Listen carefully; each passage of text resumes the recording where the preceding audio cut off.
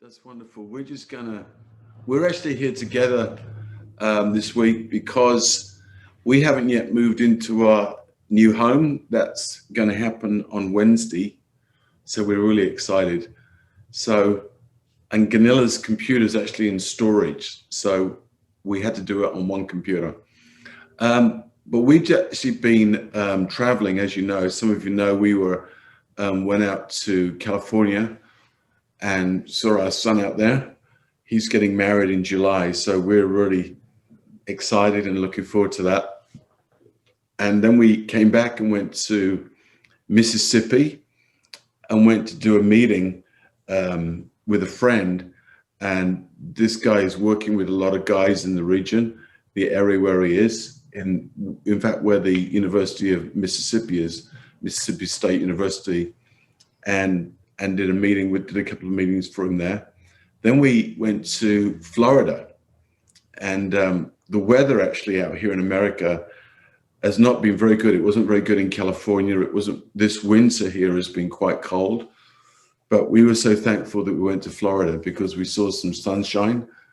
We got to dip in the ocean and have a swim in the sea, as we'd say in England. And that was really nice, and got back here on Thursday evening because we got to do things, getting ready to move into our new home. So I want to welcome you, everyone on Zoom. I'm sure more people are actually going to be connecting. We're actually here in the church office, so the church that we're a part of here in Somerville. We're actually using their church office this morning to do the call because it was the best place to do it. So Gunilla and I are just going to finish off talking this morning on forgiveness. We have talked the last few weeks. 2 weeks ago, I was talking with Shannon, and we spent a lot of time that week talking about the compassion that God gives us for the individual that we have the issue with. And I just want to go back and look at Matthew chapter 18. That's the actual passage that we've been talking from. And in verse 21 of Matthew 18, it says, "Then Peter came to him and said, 'Lord, how shall my brother sin against me and I forgive him? Up to 7 times. And Jesus says, 'I do not say up to 7 times, but up to 70 times 7. Therefore, the kingdom of heaven is like a certain king who wanted to settle accounts with his servants. And when he had begun to settle accounts, one was brought to him who owed him 10,000 talents. For he was not able to pay. His master commanded that he be sold with his wife and children and all that he had, and that payment be made. The servant therefore fell down before him, saying, Master, have patience with me, and I will repay you all. Then the master of that servant was moved with compassion and forgave his debt.'" And the first week that we were talking about this, when I was talking with Shannon, we spent a lot of time talking about the compassion that God gives us, that really is a work of God, if you like, in our hearts. It's something where our hearts are moved with empathy and compassion towards the person that has sinned against us, or towards the person that has really impacted our life, that we're holding in judgment, the person that we are having to forgive. And so we talked about that for us is really absolutely foundational in the forgiveness process, having a heart of compassion for that person. Then last week, Helen is actually on with us this morning, and we spent a lot of time talking about what has been stolen. Because in this story, in this particular parable, the king or the master knew exactly how much the servant had taken from him that was his. Something was taken, he no longer had it. And we talked about that obviously in the context of the issues that are happening in our heart when people have hurt us, things have been stolen from us, and understanding what was stolen really is an important ingredient, a key component in us being able to forgive, knowing what was taken away from us, because our sense of loss is in the context of what was actually taken away from us. And we actually told some stories then, Helene and I. And so this week I want to specifically talk about, and Gunilla's going to be sharing as well, on this final component that we call canceling the debt. Because the master in that story got to cancel the debt. And there's a number of different terms that we can use. One term that we can use is letting go. Another term that we could use is releasing. Another term that we can use is relinquishing, just to name a few.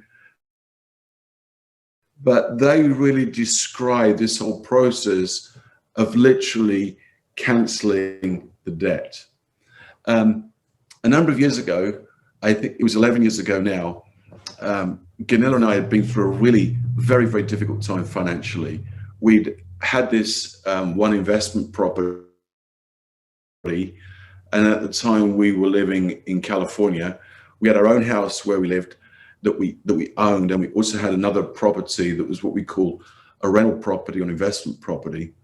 And in 2007, 2008, there was a really bad downturn in the market in America, and all sorts of people lost their jobs, and the housing market in that season literally crashed. It just hit bottom. Houses that were worth 500,000 now were worth 250,000. And Scott understands, because Scott in Nevada experienced some of that as well. And it was just a really rough time for people that were working on building houses, constructors, all sorts of people were impacted. And the way it impacted us was that people couldn't afford to rent property. So what they would do is that they would, 2 or 3 couples together would go into one unit, one apartment, and live together, because that was the cheapest way of doing it. Well, it came to the point where we didn't have the money to literally pay the mortgage. And it was a very somber time for us. And we had other debts as well that we had actually accumulated. And we came to the decision that the best thing for us to do was to actually file bankruptcy. And it was really quite a humbling situation, scenario to be in, because there's all sorts of stigma that go along with that. This sense of failure, this sense of, I can't manage my own finances, can't manage your own money. But we realized that there was adequate provision in the law in America, in the state of California, for us to do this. And we realized that with the loans that we actually had on our property or properties, this really was the best option for us. So we filed for bankruptcy. And part of that process is actually going to what they call a bankruptcy court. Now, I thought a bankruptcy court would be very similar to what I would be used to in Britain, like wood paneling, and there'd be a judge sitting there with a wig on and a black coat on, but nothing like it whatsoever. The room was filled with people, all of whom were actually filing bankruptcy, and the judge and the clerk of the court were sitting at the front on the table, and every time they interviewed somebody, everybody in the room got to hear. And then they called our names out, and they called Mr. and Mrs. Glover, will you please come forward? And we went forward to the front of this room, and they asked us some questions, and we basically answered those questions, and they said, thank you very much. And that was it. And that was, everybody got to hear the state of your finances. It's quite embarrassing, and certainly a humble experience.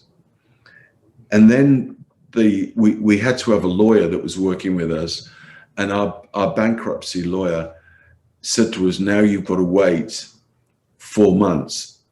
And in 4 months' time, you'll get a notice in the mail to tell you that the bankruptcy has been cleared.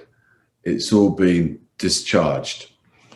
And I remember when that notice actually came, we got it in the mail about 3 to 4 months later.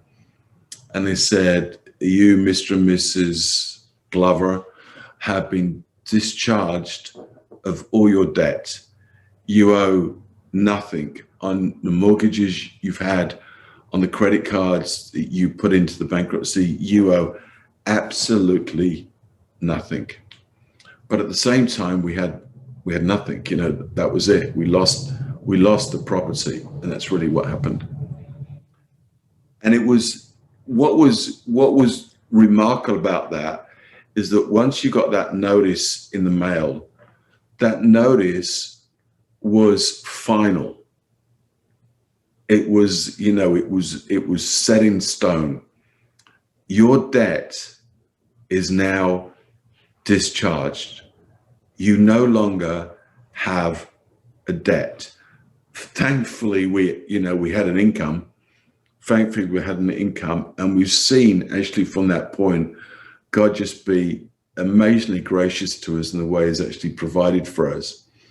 But it was such a beautiful, beautiful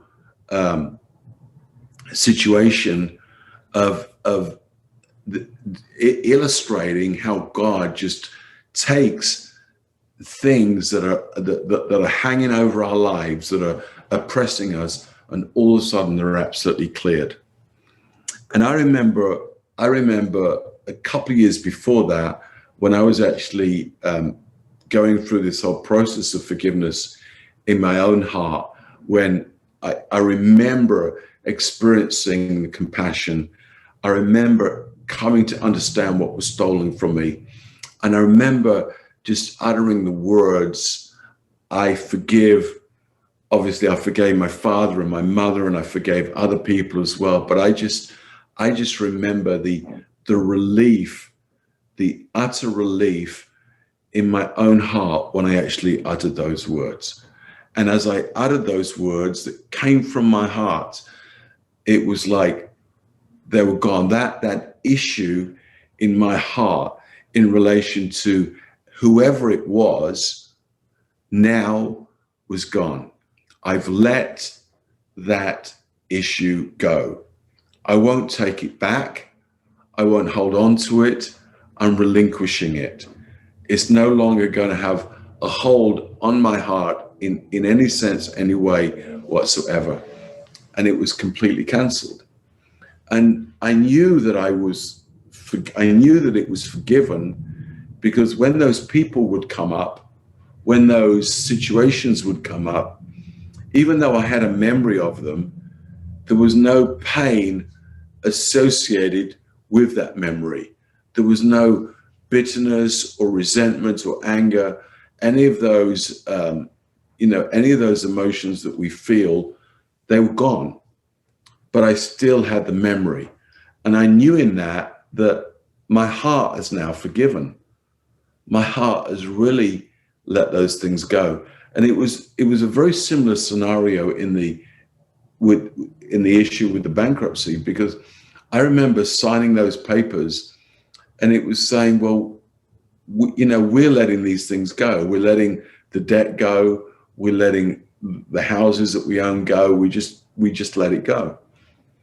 And there was something incredibly freeing in our hearts when we actually did this. There was something beautiful that actually took place in our hearts. The sense of freedom and liberation actually in us brought us to a whole new place. And what was beautiful from my perspective, especially in relation to my dad and others in my family where I forgave, I saw that my whole relationship with these people, my relationship, the way I talked to them, the way I related to them, completely changed.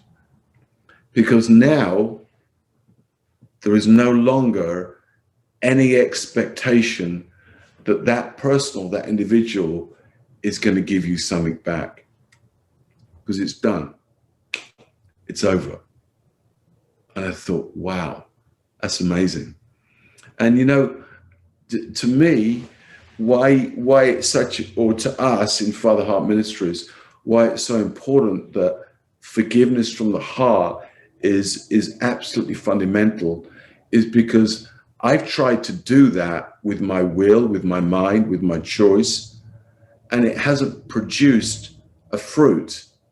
But there was a moment when God was there, when he was alive in me, when he was showing me the situation actually in my heart, that when I forgave from my heart, when I canceled that debt from my heart, I'm thinking, oh my goodness me, there is freedom and liberty that actually comes with that.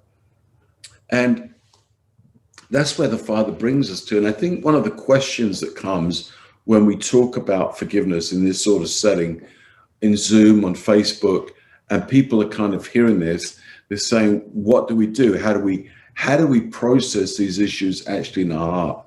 My encouragement to you would be very simply, as you're spending time with God, perhaps reading scripture or soaking in some way, just start to process that relationship that's been broken, or the situation that's gone on. Just start to process that situation with the Father, and just start to talk to the Father about that situation, because he sees and knows all that's gone on, all that's happened. And as you do that, I believe that the Father will bring us to this place where we're actually able to forgive from the heart. We don't need to strive or push or try and manipulate it, but in the context of our relationship with the Father, talk to him and let him just bring those situations to the surface, because that's really what happened in my life. He revealed them to me. He showed them to me. And as I related with him in the context of those situations, processed with him, then I was able to come to that place of actually forgiving him. And I believe that we can do that. We don't have to be on an A school. We don't have to be on a B school per se. We can be simply at home. Of course, we've spent more time at home in the last year than any other time in the last 20 probably. So we can do that in the context of just being alone with the Father and just forgiving. Gunilla has been so helpful for me, because when she listens to me talk, when we're in situations and we're talking about things, and she hears people's names come up, and she hears the edginess in my voice, or she hears the kind of sense of judgment in my heart towards that person, she would just very simply say, I really think you need to process that relationship with the Father. You need to talk about it with him. And in the context of that discussion, the context of relationship with the Father brings us to that point of being able to forgive from the heart.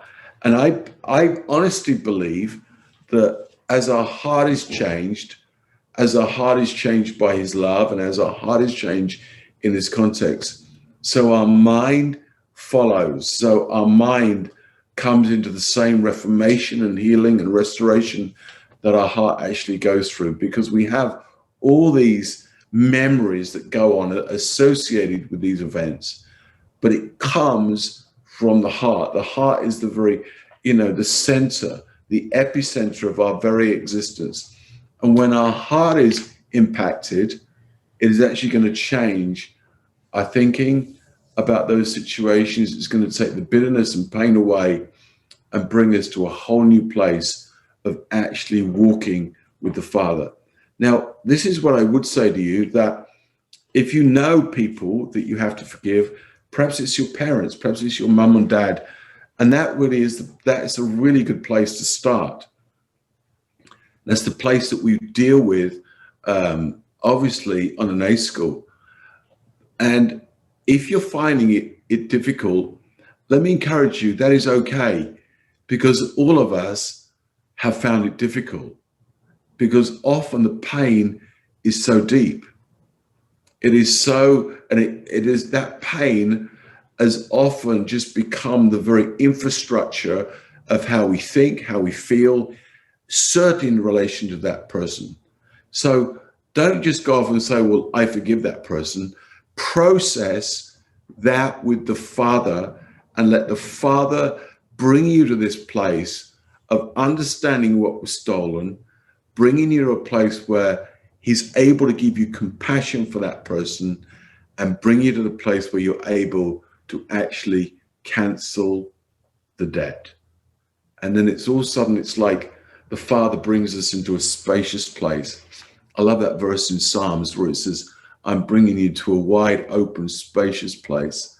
And that's what the Father does actually in our heart. And we'll be surprised that we get to realize and understand that the expanse of our heart and the ability of our heart in terms of memory is far greater, I believe, than actually our mind.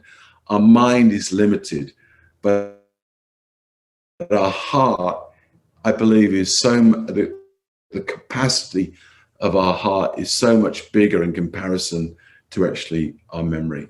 So I want to leave it there because I know Gunilla has some things to say, and perhaps we can come to a point at the end of this where we can perhaps share a little bit with one another.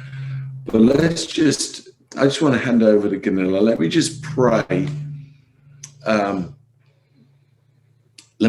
me just hand over and pray for Gunilla and just let her share.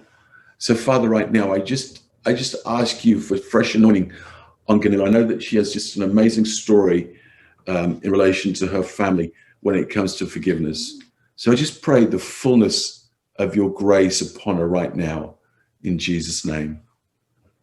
Amen. Yeah, I'm gonna just move this a little closer here. It's good to see you all. It's nice to be here with you. I think as we talk about forgiveness, we also need to maybe mention the unforgiveness. And as Andy was talking, unforgiveness does something as well. Like if we don't forgive, there is that invisible tie to that person, and it keeps us in a certain amount of bondage. We're tied to them, and a lot of times we get into situations and we realize that is still affecting us, whether it's our parents or other people. We obviously emphasize more on these A schools. We emphasize our relationship with our parents, our father and our mother.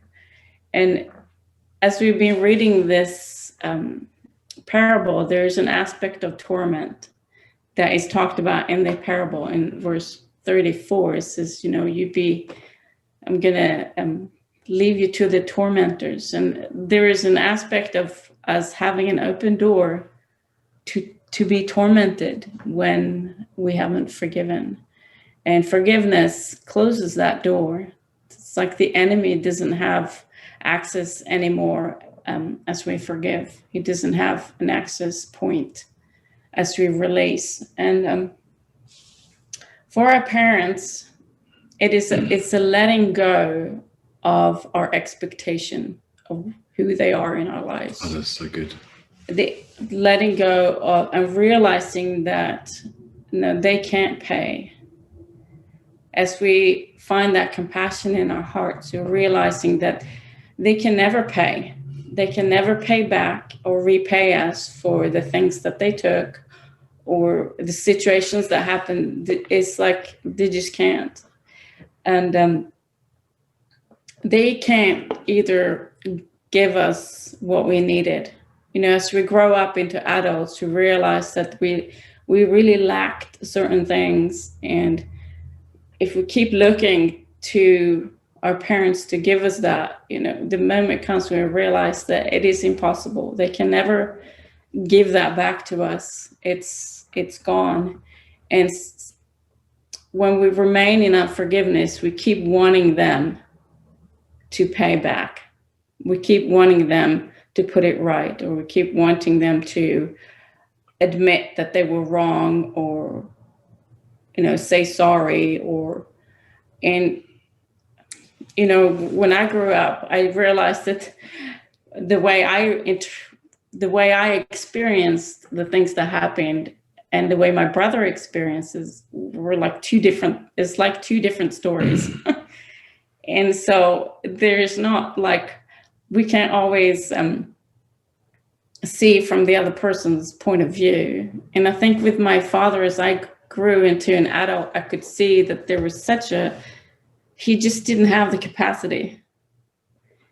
He really lacked in a lot of ways of socially, and he could definitely not be my mother. And there's a lot of things that he just didn't have the capacity.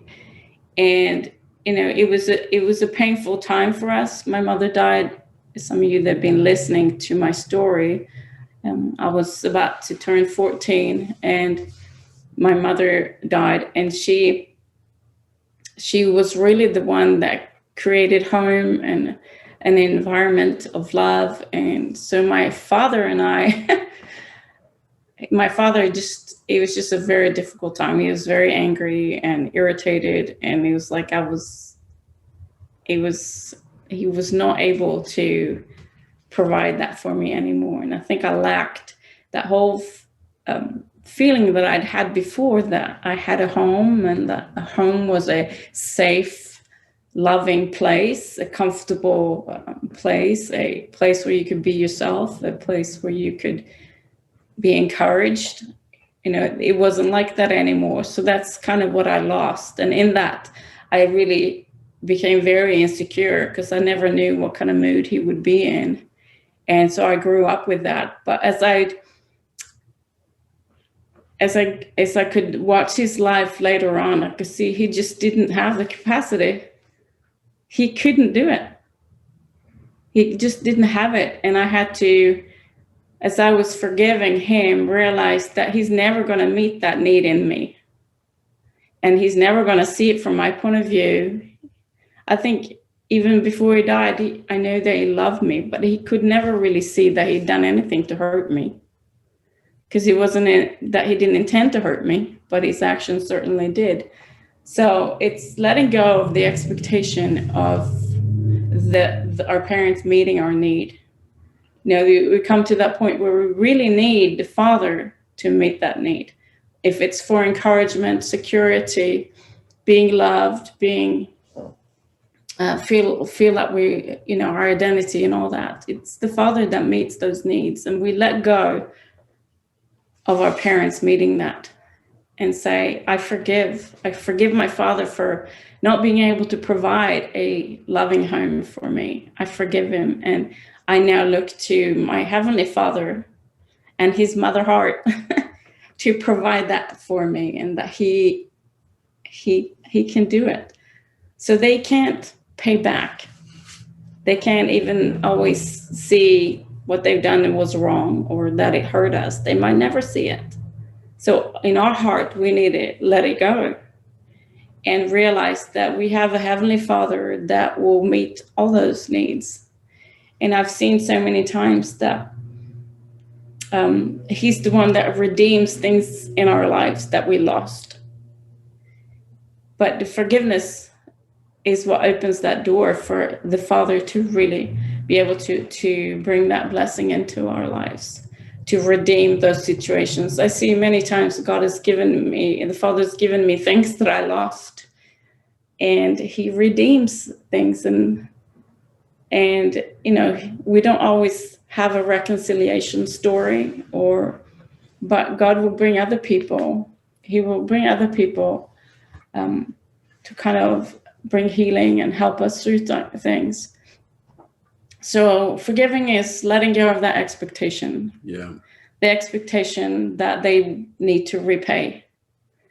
So saying, you don't need to repay me anything. You don't owe me anything anymore. I'm letting that debt go. I'm canceling that debt. You don't need to repay. And through our compassion, we can see that they can't even start to repay some of those. The other thing that we let go of is the need for justice. Justice is a very this injustice, like, it stirs up a lot of things in us. We don't like injustice. You can just see, and everyone has a different view of what justice should be like. We see injustice in our societies, we see injustice in the politics, and there's injustice in this world, and we want to correct it. We want justice to happen.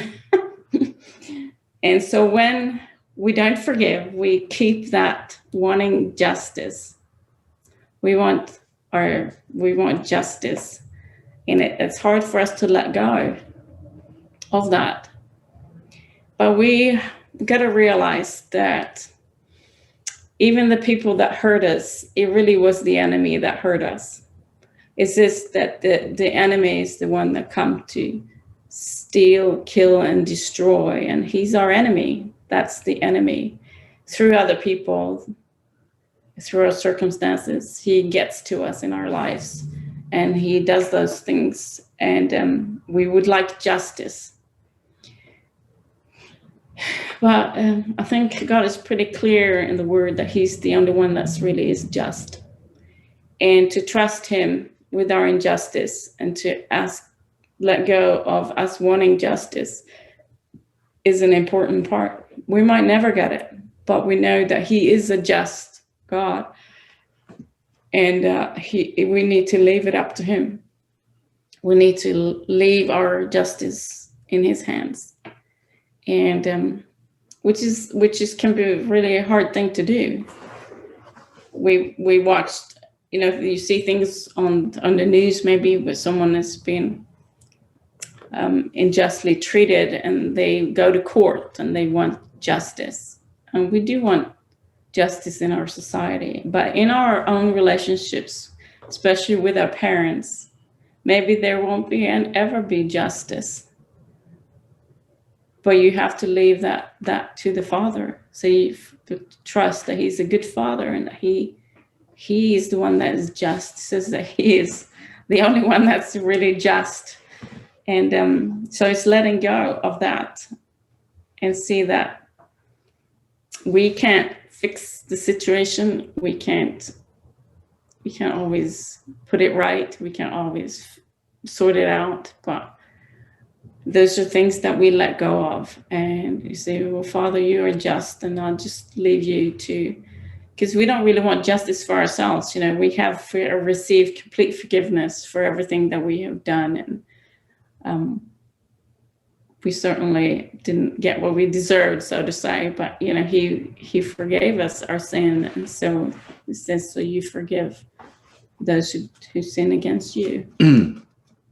And so he's the one that I think as well, the forgiveness is what releases us from those things. It releases us from that need for justice, and the need for revenge, and the need for being repaid.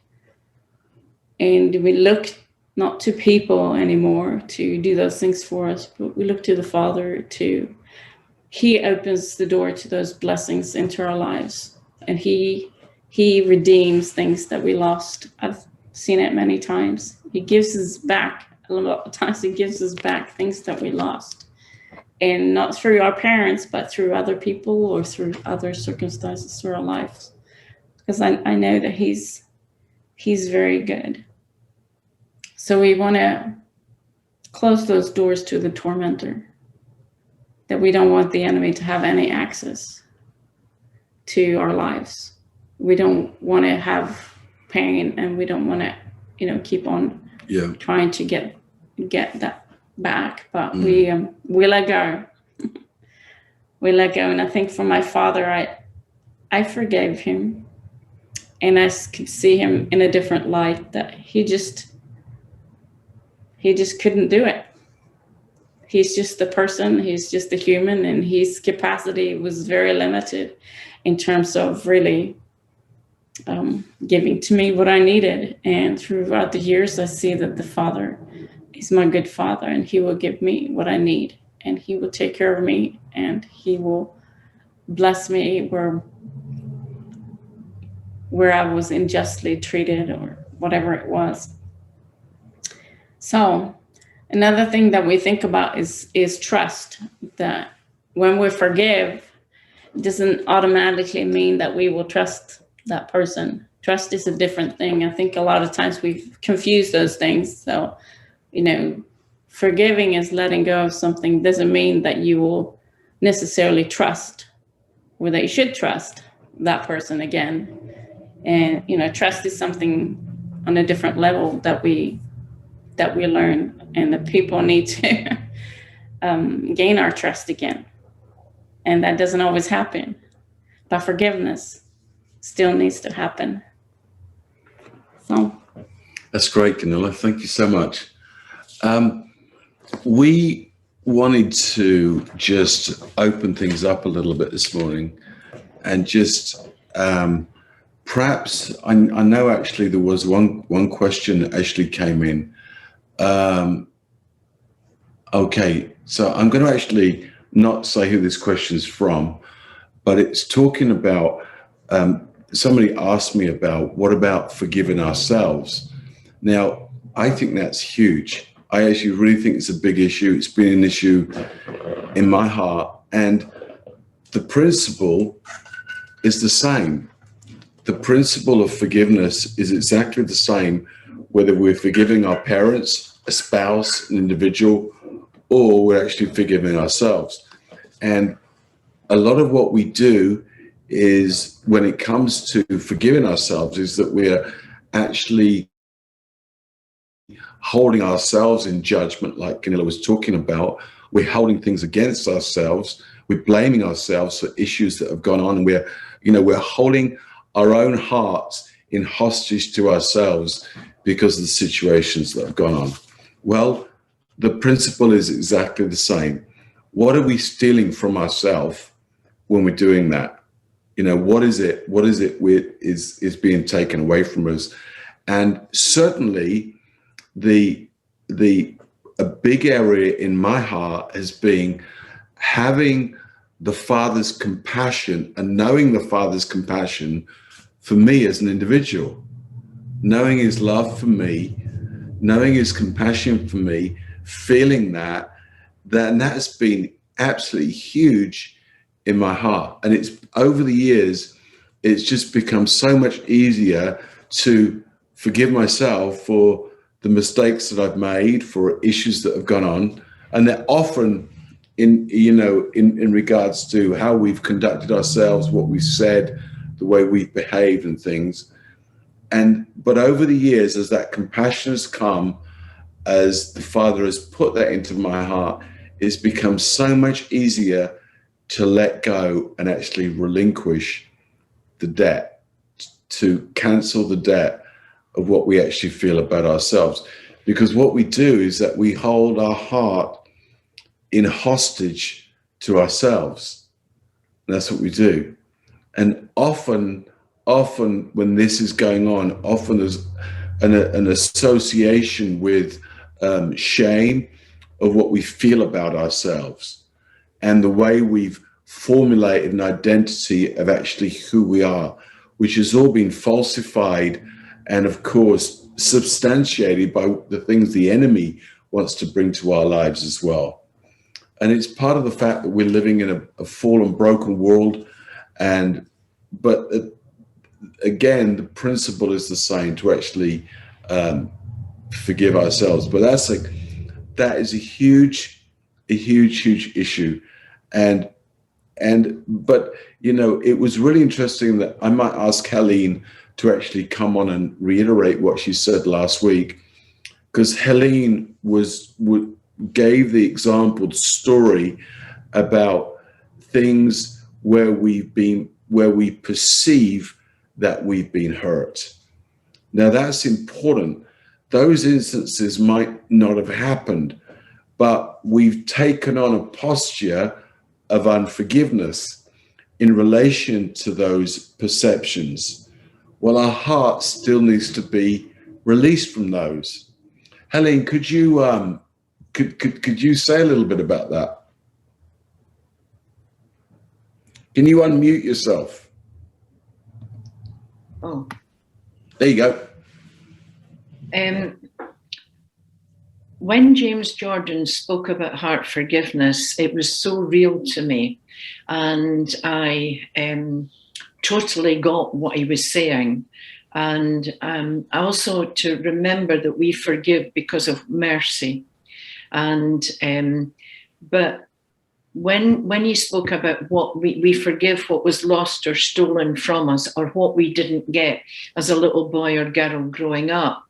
But I mentioned last week, or the last time we were on, about one of the young people in my group who said, I need to speak to you. And I knew, I suddenly had this word of knowledge. I knew what she was going to tell me.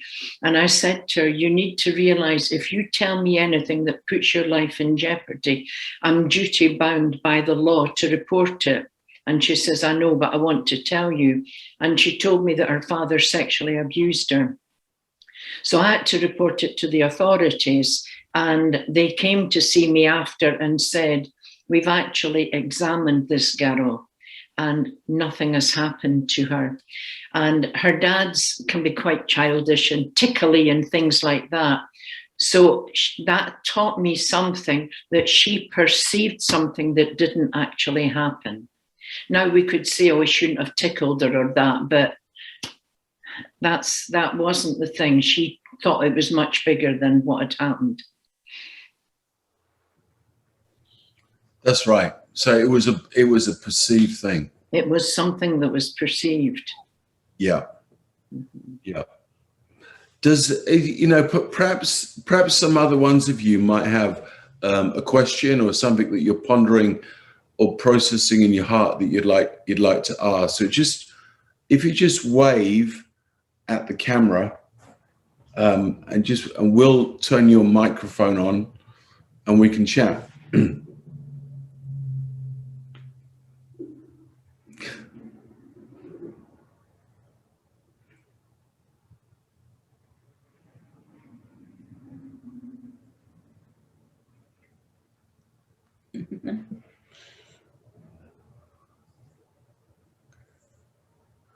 Well, I'm gonna ask somebody to chat, to say something. So, oh, was that you, Jennifer? Did you wave? No, you didn't. Okay, sorry. I thought that was you. Good to see you. John in Ghana, how do you process this? Because, you're in a bit of a different culture than what we're in. So would you want to share just a few things?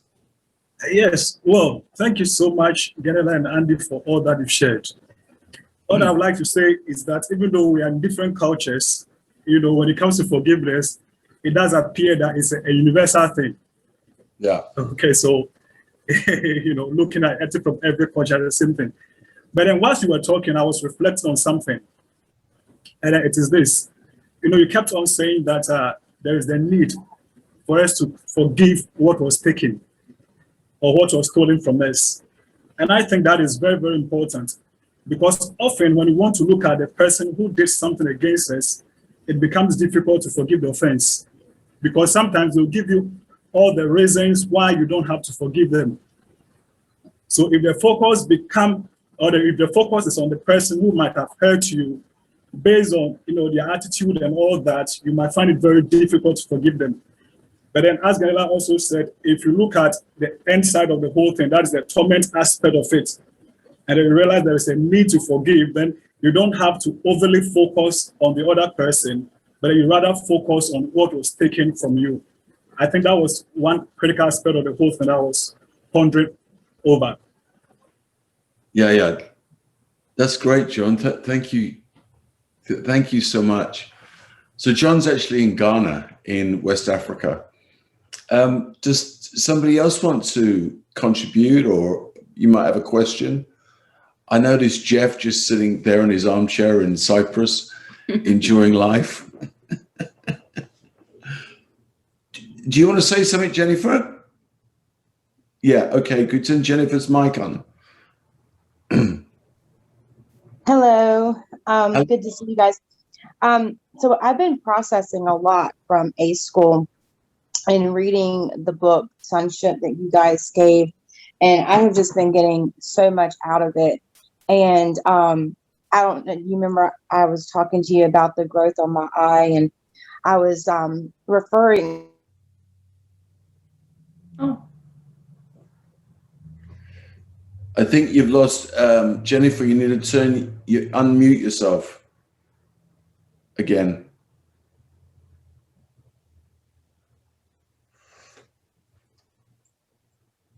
Thank you. All right.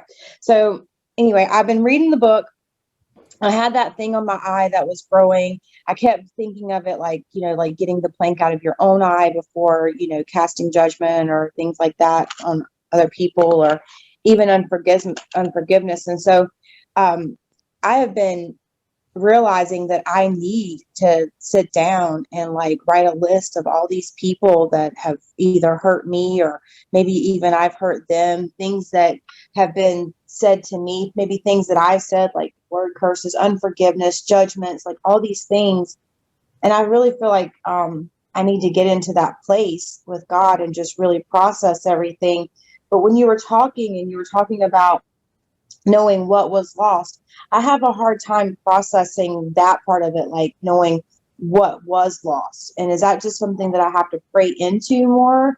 Or can you give me some ideas of things that I may have lost, maybe with friendships, or I don't know. That's the one thing I'm struggling with. Like, what do I ask for back? Like, what was taken, so to speak, in some situations, I would personally, after spending a lot of time with James and Denise and Father Heart Ministries, and seeing the fruit of how they process heart forgiveness, what I would encourage you to do is just take one situation at a time.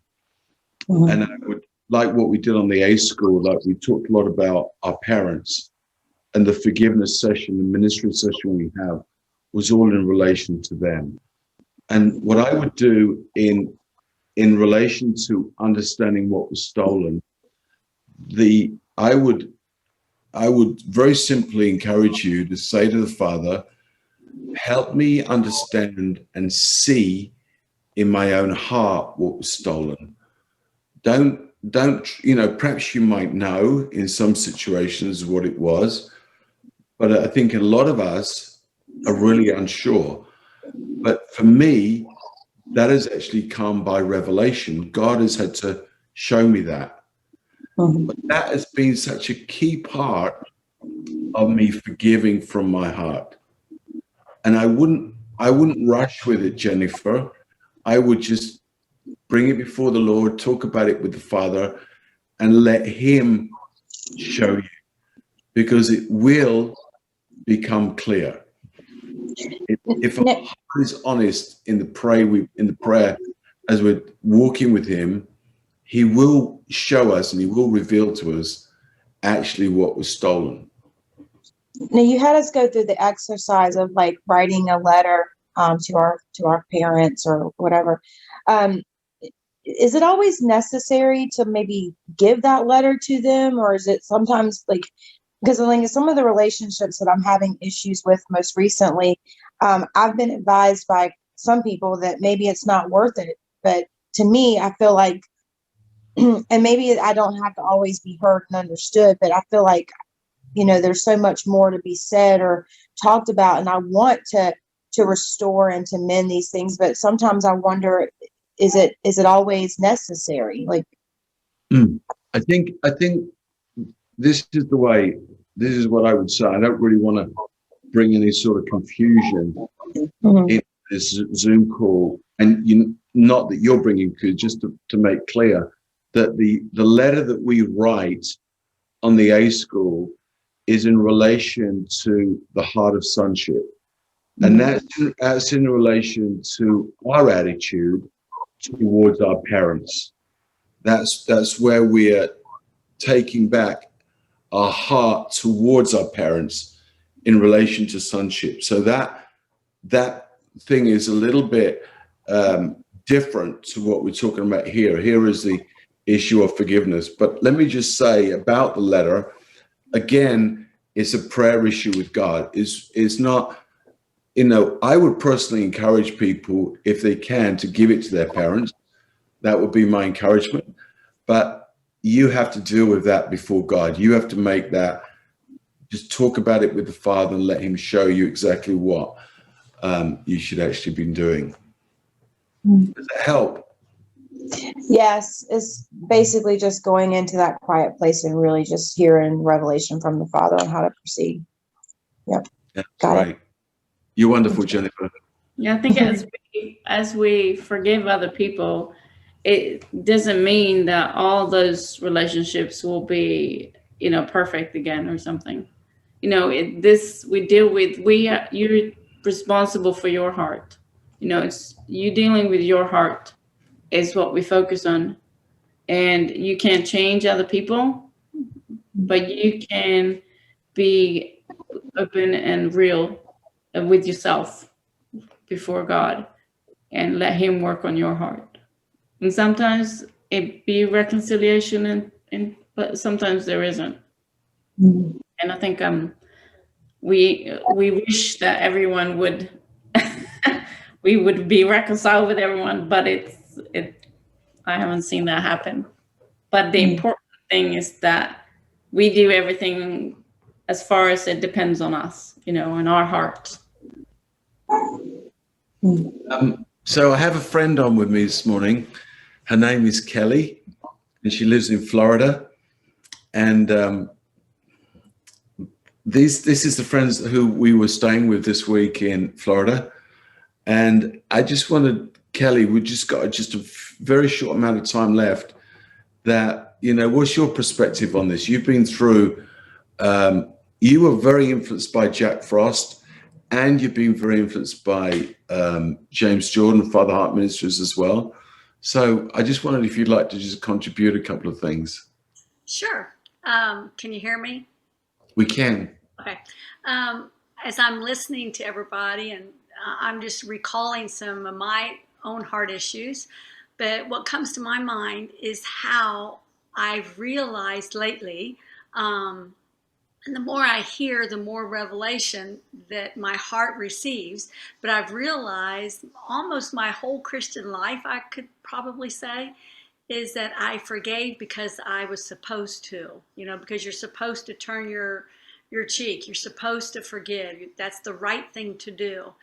And I would do that, but it wasn't really from my heart, is what I'm realizing. And so just because I was told I had to do it and supposed to do it and the right thing to do it and the Christian thing to do, and it wasn't really from my heart. It was from my soul. I willed myself. I think, Andy, you mentioned that earlier. I willed myself to do it. I choose to do it. And then my feelings will follow, kind of thing. But it's only been probably the last year or so that I realized it's from my heart that we forgive, and that real freedom then begins to flow. And so that's something that's been on my heart, is the difference between choosing to forgive. I know we choose, but forgiving out of your will versus your heart. Does that make sense? Yeah, that makes sense, Kelly. Thank you so much. I saw that it was pointed out to me that Helene King had her hand up. Did you want to unmute yourself? It was just one very simple thing that I remember James Jordan saying. See, sometimes we used to write a letter of all the things that were stolen or what we didn't get. That's making a list. And he says, and I agree with him, we forgive the whole, not this, and this. So it's forgiving the whole that was done to us. Mm. That's great. Thank you. Thank you so much. Wow. Well, I think anybody else, Jeff is sitting there with a smile on his face, still in Cyprus. The smile is still there. Do you want to say something, Jeff? Do you have to?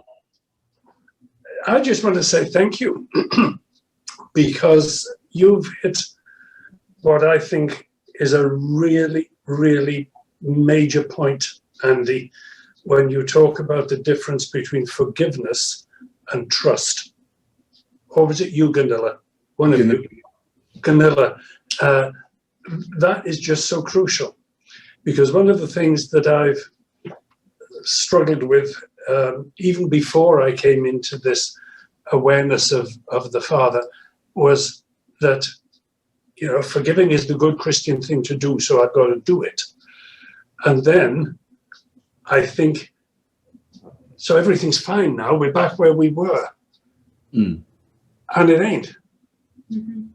Because trust has to be earned. And if it's lost, I believe it has to be re-earned.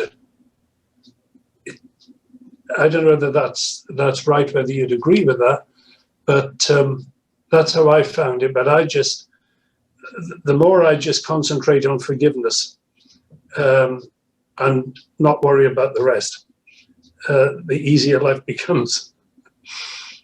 Mm. Wow. Yeah, that's good. That's a good point, Gunilla, you made about trust. Yeah, I think so. Yeah.